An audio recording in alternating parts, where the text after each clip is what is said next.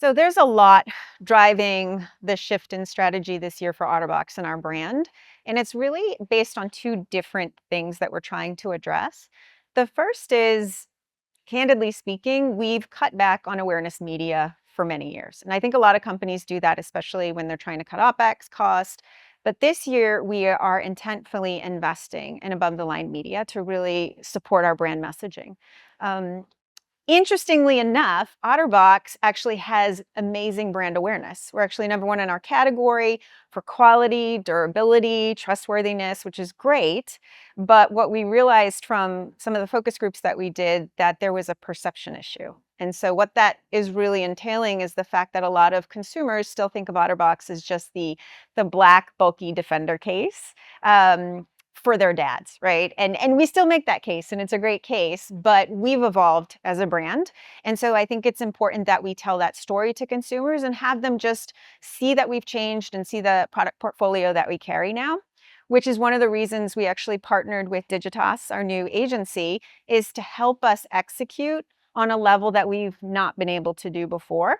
And so I'm very excited to announce the launching of our Made for Yes campaign that happened this week.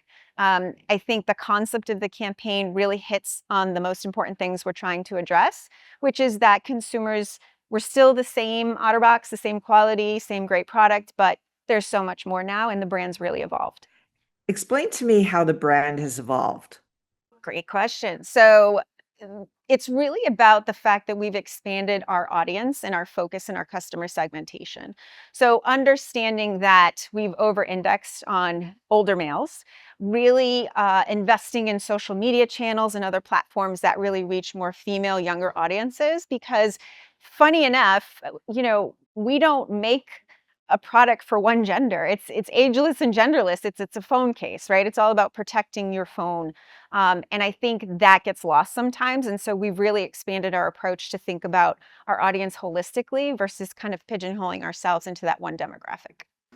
So, what would you like the industry to understand better about the intersection of platforms and brand storytelling? Yeah. So I've in my career, I've seen it kind of the pendulum swing either way. I think recently in the last 10 years, the focus has really been on ad platform because of the new technology that allows us to be hyper targeted, which I think is great. And it's really beneficial from a ROAS standpoint and really return on investment, but it's somewhat limiting in being able to tell that brand story. And so I think when we consider the relationship between brand story and brand awareness media versus ad platform or click through targeted ads, they has to work in tandem. You have to be able to tell the story at the high level. You have to be able to engage with the consumer. And then you also have to be there to support when they're ready to transact. There's a lot of noise out in the marketplace. How can a brand sell its brand experiences and media together so they're all together to drive consumer engagement? Yeah, so I think we spent a lot of time this last year focusing on that very question, which was how can we come to market in a very authentic way? I think consumers are so evolved now, and what they care about in the brands that they purchase product from is at a completely different level than it's ever been. And so I think being true and authentic and being trustworthy is very important to consumers. So the messaging that we worked on was very intentional so that it really could connect with consumers in a different way. And I think that the investment into other channels to create a more robust media plan, I think that also helps in regards to being able to speak to that consumer in multiple different ways and in the ways that they want to be spoken to so that they can understand the brand, the message that you're trying to get across, and have more of a personality or persona that they can connect with. So, how is OtterBox approaching connected media and brand storytelling differently this year? Yeah, so I would say two things there.